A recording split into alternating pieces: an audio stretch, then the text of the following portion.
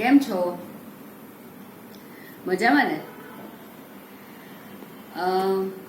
હમણાં મારા ફ્રેન્ડની સાથે વાત થતી હતી અને ફ્રેન્ડે મને કહ્યું કે મારું બાળક છે એ એવું કહે છે કે I don't like dad, I only like my mom. હવે કોઈ પણ પિતા માટે, કોઈ પણ ફાધર માટે ઓર કોઈ પાપા માટે એવું સાંભળવું એ ખરેખર બહુ દુઃખવાળી વસ્તુ છે. કારણ કે દરેક પેરેન્ટને એવું હોય કે આપણે જે પણ કરી રહ્યા છે આપણા બાળક માટે કરી રહ્યા છે.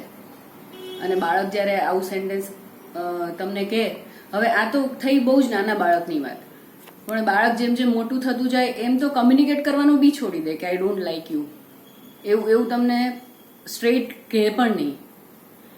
સો ધ ક્વેશ્ચન વોઝ કે how can a parent have harmonious relationship with the kid. So I'll be revealing 3 points today, and then there will be a part 2 of this video wherein you can get 3 other points. So let me start with the first point. The first point is that જે આપણા બાળકને જે વ્યક્તિઓ ખૂબ જ વાલી છે અથવા તો જે વ્યક્તિઓ બાળકને ખૂબ ગમે છે, we should respect and love those people. Let me give you an example. કોઈ રિલેટિવ છે કે કોઈ નેબર છે કે બાળકના કોઈ ટીચર છે કે પછી બાળકનો કોઈ ફ્રેન્ડ છે, ભલે નાનો કેમ ના હોય, જો આપણે એ લોકોને, જે વ્યક્તિઓ બાળકને ખૂબ ગમે છે, જો આપણે એમને પ્રેમ અને આદર નહીં આપીએ, એમને રિસ્પેક્ટ નહીં આપીએ, એમને લવ નહીં આપીએ, એમની કેર નહીં કરીએ, તો બાળક તમને કહેશે નહીં, પણ ધીરે ધીરે ક્યાંક અંદરથી સૂક્ષ્મ રીતે બાળકની અંદર તમારા માટે દુઃખની, ડિસલાઇકની ભાવના અંદર જન્મશે અને ધીરે ધીરે એ વસ્તુ બહુ સ્ટ્રોંગ થશે. So let me give you an example.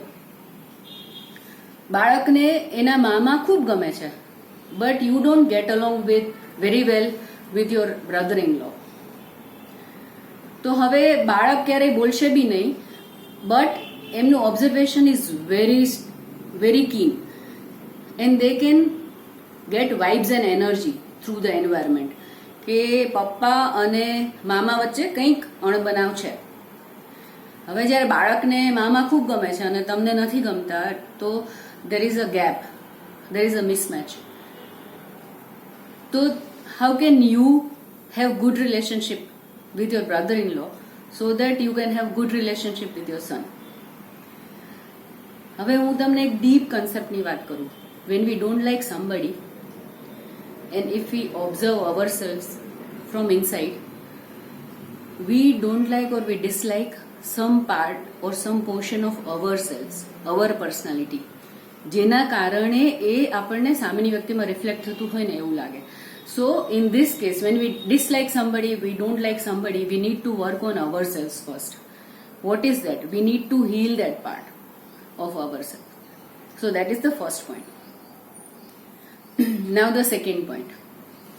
So the second point is we should keep them well informed. હવે આપણે તૈયાર થયા અને બાળક તો રેડી હતું જ અને ચાલવા માંડ્યા અને બહાર જતા રહ્યા. બાળક હોય કે આપણે બી ઇવન એક સ્ટેટમાંથી બીજા સ્ટેટમાં જવા માટે ઇટ ટેક સમ ટાઈમ. અને જો એ ટ્રાન્ઝિશન એક સ્ટેટમાંથી બીજા સ્ટેટનું સ્મૂધ હશે તો બાળક ક્રેન્કી પણ નહીં થાય અને એને ખૂબ સારું લાગશે અને he will enjoy your company જ્યાં તમારે બહાર જવાનું હોય. તો આપણે બાળકને એવું કહી શકીએ, મિનિમમ 15 મિનિટનું આપણે એને કહી શકીએ કે બેટા 15 મિનિટ પછી આપણે બહાર જઈ રહ્યા છીએ, અથવા તો 15 મિનિટ પછી તારો મ્યુઝિક ક્લાસ છે, અથવા તો 15 મિનિટ પછી તારે ભણવા બેસવાનું, જે પણ હોય કંઈ પણ. If you have some programme in weekend, તો એ માટે પણ બાળકને પહેલેથી કહી શકીએ કે બેટા વીકેન્ડમાં આપણે આવો કઈ પ્રોગ્રામ છે, એટલે એના મગજની અંદર એ વસ્તુ રજીસ્ટર થઈને પડેલી હોય કોઈ એક જગ્યાએ, તો બાળક એકદમ ઇઝીલી એક્સેપ્ટ કરી દેશે જે ટ્રાન્ઝિશન એક સ્ટેટમાંથી બીજા સ્ટેટમાં જવાનું છે એ. Okay, now the third thing, the anger. જો આપણે બાળક ઉપર ગુસ્સે થઈએ અને આપણો એંગર આપણે શો કરીએ, એક્સપ્રેસ તો કોઈ પણ મેથડથી કરી શકીએ આપણો એંગર, ન બોલીને, કે there are so many different ways you express your anger with the kid. તો હું કમ્પ્યુટરની લેંગ્વેજમાં વાત કરું તો this anger is actually front end or GUI of the system. But what exactly there in the back end? Back એન્ડની અંદર એવું હોય કે બાળકના પિતા હોય અથવા તો માતા હોય, એની અંદર ડીપ ડાઉન ફિયર હોય અથવા તો ઇનસિક્યોરિટી હોય અને બીકોઝ ઓફ ધેટ એન્ઝાઇટી હોય. પણ એ વસ્તુને એક્સપ્રેસ કરવાની કે વાત કરવાની કે કમ્યુનિકેશનનું આપણી પાસે એટલો બધો એક્સપિરિયન્સ કે એટલું લર્નિંગ કે એવું નોલેજ છે નહીં, એટલે we will just blast on the person. First of all we consider our kid as our proud possession. એટલે જ્યારે પણ બાળક એઝ પર અવર એક્સપેક્ટેશન્સ જો પરફોર્મ ના કરે અથવા તો બિહેવ ના કરે અથવા તો એ લેવલનું સક્સેસ ના લાવે, which is not at all acceptable to us because of our ego, એટલે આપણને ફિયર આવે કે મારું બાળક થઈ અને આવું બિહેવ કરે છે, મારું બાળક થઈ અને બોલતા નથી આવડતું, મારા બાળકને આટલી સિમ્પલ વસ્તુ નથી આવડતી.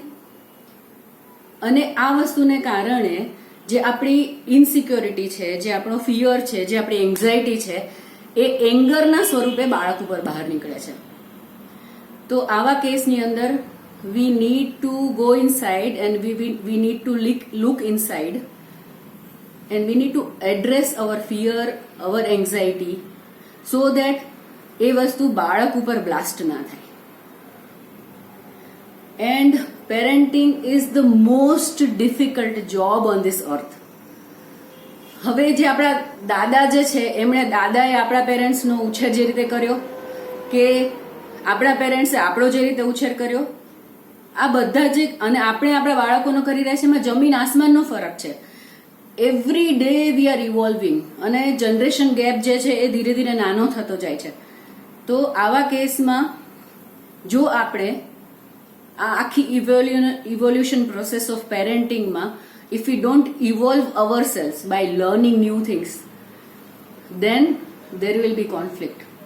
Then you can't have harmonious relationship with your kid. So if we keep learning with open-mindedness, then definitely you can have harmonious relationship. We should keep learning, we should be implementing that, and we should get amazing and excellent results. હું છું તમારી harmony coach જય કુમારી. હું છું relationship coach.